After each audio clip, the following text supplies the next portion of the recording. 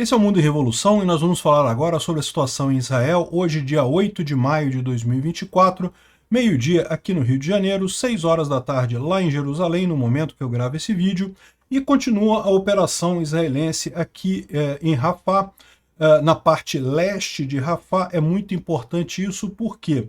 Porque existem informações conflitantes aqui, tá?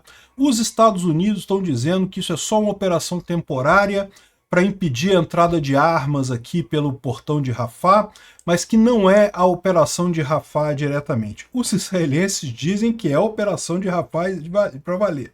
Né? Ou seja, claramente o que está acontecendo é os Estados Unidos tentando chegar num acordo de paz, tentando mais uma vez insistir naquela proposta de paz com o Hamas. A gente sabe que não vai acontecer isso, mas para o Biden, né, vocês sabem que para o Biden isso é uma coisa muito importante. Tem eleição esse ano nos Estados Unidos, o Biden está num dilema terrível, porque a maior parte dos americanos apoia Israel, mas o Biden tem alguns estados onde existe uma minoria árabe muito importante ali, principalmente o Michigan e Minnesota, e o Biden arrisca perder esses estados por conta dessa minoria, e isso seria trágico para as pretensões dele, né? Enfim, continua essa briga entre Israel e os Estados Unidos aqui, os Estados Unidos querendo que Israel aceite o acordo de paz, Israel não aceitando o acordo de paz, porque diz que o Hamas não vai aceitar nada mesmo. Enfim, enquanto isso, a operação está meio que parada aqui, tá? Avançou, mas parou. De qualquer forma, os israelenses já descobriram um monte de túneis, já explodiram um monte de túneis, já fizeram uma série de operações aqui na região, né? A ajuda humanitária aqui em Kerem Shalom foi reaberta, então voltou a ser possível a entrada de caminhões com ajuda humanitária por aqui. O portão de Rafah está fechado, mas eles podem entrar aqui por Kerem Shalom, né? Então isso melhora a situação dos palestinos aqui. Além disso, a gente tem o pier feito pelos Estados Unidos, que segundo os americanos já está pronto agora, já está pronto para ser... Ele foi concluído aqui em Ashdod, agora ele tem que ser colocado aqui na posição para começar a funcionar realmente como pier de envio de suprimentos, né? Teve também ações na Cisjordânia e aqui no sul do Líbano, como é tradicional, e a gente tem a notícia também muito ruim da importação para o Brasil dos protestos pró-Palestina, né? A USP, olha só que coisa, é engraçado que a esquerda aqui no Brasil critica os Estados Unidos, fala que a gente não pode ser imperialista e coisa e tal, mas adora copiar o imperialismo americano, né? Estão fazendo na USP em São Paulo a mesma manifestação contra Israel, a favor da Palestina. Inclusive espancaram um aluno judeu nesse dia de ontem, né? Na hora de importar as coisas dos Estados Unidos, tem que importar as coisas boas, não as coisas ruins, né? Vamos falar sobre esses e outros assuntos em detalhes. Essas notícias foram sugeridas por Peter Não Dá Notícia, Peter da Aula, Ancapo Aiso e várias outras pessoas. Obrigado aí ao pessoal que sugeriu notícias lá no nosso site, no wrevolving.com. E obrigado a você que está assistindo o nosso vídeo. Se você gosta do nosso conteúdo, por favor, deixa o seu like e se inscreva aqui no canal, né? Então, o que está acontecendo aqui na faixa de Gaza? O Israel já entrou, já tomou a parte leste aqui de Rafah. Então, nesse trechozinho aqui, a Rafah é a última parte da faixa de Gaza que Israel ainda não atuou, né?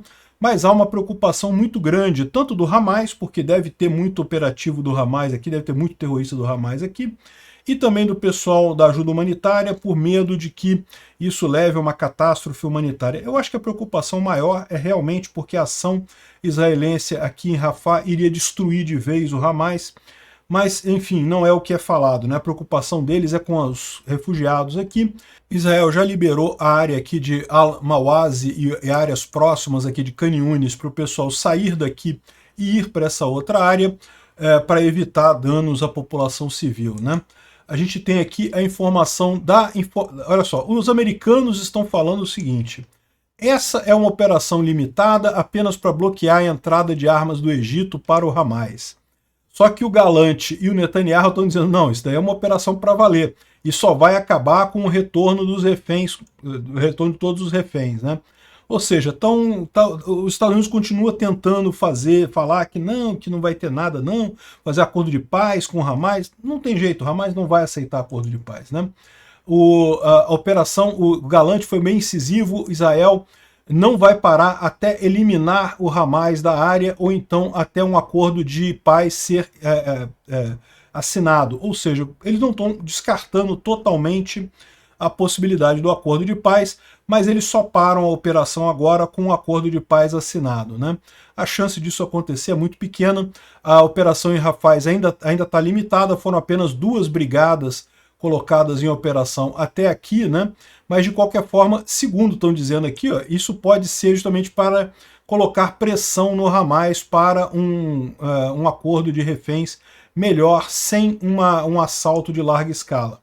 Vamos aguardar para ver o que acontece nos próximos dias. De qualquer forma, o Lloyd Austin, que é o secretário de Defesa americano, disse que segurou 1 bilhão em ajuda em armas para Israel, que já estavam atrasadas desde a semana passada, justamente porque estão reexaminando isso daí devido às operações israelenses em Rafah, que alguns oficiais acreditam não ser adequadas para a segurança dos palestinos. Ele ressaltou, porém, que a decisão final ainda não foi tomada sobre isso, ou seja, repara o dilema do Biden, né? O Biden quer agradar os dois lados, só que é impossível agradar os dois lados nesse caso. E o problema dele é esse: se ele agradar os palestinos, aí ele perde a eleição completamente nos Estados Unidos. Se ele agradar Israel, ele também tem uma chance grande de perder a eleição, porque ele perde 2 estados-chave, que é Minnesota e Michigan. São estados, são os chamados swing states lá nos Estados Unidos. São estados que não estão definidos nem para um lado nem para o outro. Uma pequena diferença pode fazer a diferença ali, pode definir o ganhador. E esses estados têm uma população árabe muito grande que é pró-Palestina muito fortemente, né? Então tá aqui o Biden tentando rebolar para sair de alguma forma aqui disso, né? Bom, o Shoshani, que é um porta-voz do exército israelense, está falando aqui que os israelenses fizeram a operação em Rafah com todo cuidado, estabeleceram área para deslocamento das pessoas, é um deslocamento pequeno, tem comida, tem água, tem remédio, tem tudo na área ali humanitária, foram incluídos, né, para irem para lá, e principalmente os israelenses chegaram e começaram um trabalho de inteligência ali no portão de Rafah. Já identificaram vários terroristas na área, 20 terroristas teriam sido eliminados na área, bem como explosivos, tanques e coisa e tal, justamente ali na passagem de Rafah, né? E isso é bem provável realmente, a gente sempre soube que tinha muito disso aqui, né? Então isso é o que Israel está fazendo neste momento. Israel reabriu o portão de Kerem Shalom, que é essa passagem aqui, né? Que tinha sido fechado alguns dias atrás, justamente para o início dessa operação, agora foi reaberta, de forma que a passagem de Rafah está fechada, mas a passagem aqui está aberta. Os caminhões com ajuda humanitária podem vir do Egito aqui e, usando essa passagem aqui, podem entrar na faixa de Gaza, né? É uma maneira de Israel ter mais controle sobre o que está passando aqui. E, de fato, se você olhar aqui, teve sirenes em Kerem Shalom hoje novamente, porque o Hamas mandou mais foguetes em Kerem Shalom. O Hamas, ele não quer ajuda humanitária, o Hamas quer o caos. Ele quer palestinos morrendo de fome, coisa e tal, para ter pressão ocidental para evitar o avanço de Israel em Rafah. É isso que o Hamas quer. O Hamas não tem preocupação absolutamente nenhuma com os palestinos, né? Enfim, teve foguetes ali, mas felizmente parece que já foi superado isso. Continua ali a passagem de Rafah funcionando na região, tendo a inspeção dos caminhões, eles entrando lá para distribuir alimentos lá para a faixa de Gaza, né?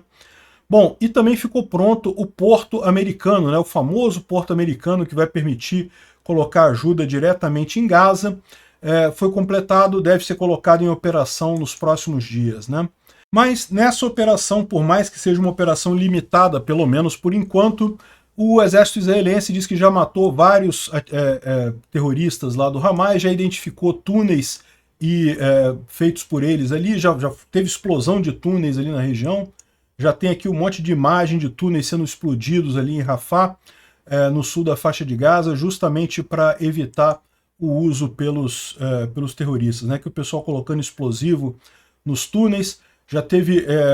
Já mapearam e destruíram mais 2 túneis de ataque em Beit Hanun no norte, isso aqui é no norte, tá?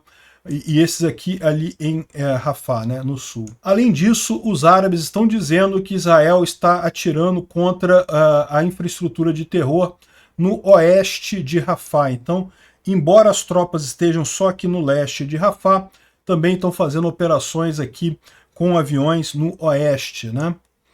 O Netanyahu fez um discurso ontem na televisão lá em Israel, em que ele falou que aprovou a operação em Rafah, as tropas já estão lá, já estão fazendo as operações de acordo, e ele instruiu a delegação que foi para o Cairo a continuar com as condições necessárias para a libertação dos reféns e continuar em sua tarefa essencial para garantir a segurança de Israel. Ou seja, ele está fazendo a operação de Rafah e está continuando a negociação lá no Egito. Se tiver um acordo, ele interrompe a operação em Rafah, mas em princípio não vai parar por hora, não vão fazer a operação em Rafah, né? E, bom, a situação do Netanyahu está confortável porque, inclusive, os líderes da oposição também falaram que a condição que o Hezbollah colocou, que o Hamas colocou no acordo de paz é totalmente inaceitável, então não teria como aceitar esse acordo de paz do Hamas negociado no Egito de qualquer forma, né? Então continuam as negociações lá em Cairo e continua a operação também ali em Rafah, né? Houve um lançamento de um drone ou foguete contra Eilat. Eilat é essa cidade aqui no sul de Israel, mas felizmente foi derrubado, não teve maiores consequências. E também lá no sul do Líbano, Israel tem feito várias operações contra depósitos de munição do Hezbollah por aí, vários alvos foram atingidos por lá, algumas imagens aqui das explosões lá no sul do Líbano, né? Inclusive essa daqui que é bem impressionante, porque mostra o momento que o míssil atinge uma posição do Hezbollah ali, deu para ver o míssil ali, né, no segundo anterior, e daí a explosão muito grande ali, deve ser algum depósito de munição ali, né? Bom, o Instituto para o Estudo da Guerra não traz nenhuma mudança aqui, nenhuma informação significativa, e houve mais um incidente ali em Sanaa, né, no Iêmen. No dia 7 de maio, os terroristas do Houthis ali do Iêmen lançaram mísseis contra um navio que estava passando ali na região, no Golfo de Aden, mas não sofreu nenhum dano, segundo a coalizão americana, né? Infelizmente, os estudantes da USP decidiram imitar os americanos, mas não imitar as coisas boas que vêm lá dos Estados Unidos, imitar as coisas ruins que vêm de lá. Decidiram fazer protesto, acampamento a favor de Gaza e não sei o que lá e coisa e tal, né? E você pode pensar assim, olha só, de novo, né? Isso não tem nada contra isso, né? Ninguém quer que o povo de Gaza passe dificuldade, coisa e tal. O problema é o Hamas, né? Só que a verdade é que isso acaba ficando uma hipocrisia muito grande, porque para pensar, esse pessoal em momento algum criticou os ataques do Bashar al-Assad e da Rússia contra os sírios, né? Os sírios passaram por situações muito piores do que o que está acontecendo agora na faixa de Gaza, e ninguém falava nada. Por quê? Porque eram sírios e russos atacando, não era ninguém de Israel, não eram judeus atacando.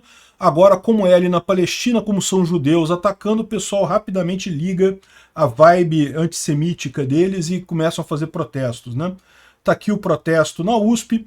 Se fosse protesto pacífico, de novo, eu não vejo problema nenhum. Por mais que eu discorde do protesto, acho que é direito deles protestar. Mas, como está acontecendo, aqui a gente vê o caso de um aluno judeu da USP sendo encurralado aqui pela multidão de protestantes pró-Palestina e coisa e tal, o cara ficando aqui, sendo colocado num canto aqui.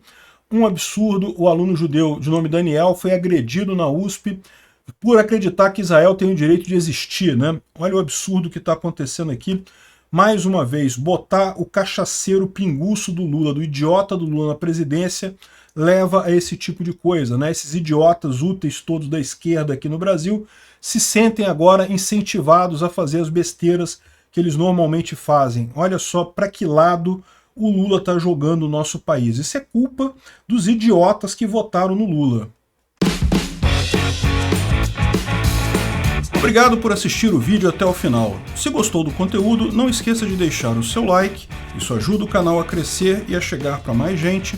Se não gostou, deixe o dislike e explique nos comentários como podemos melhorar.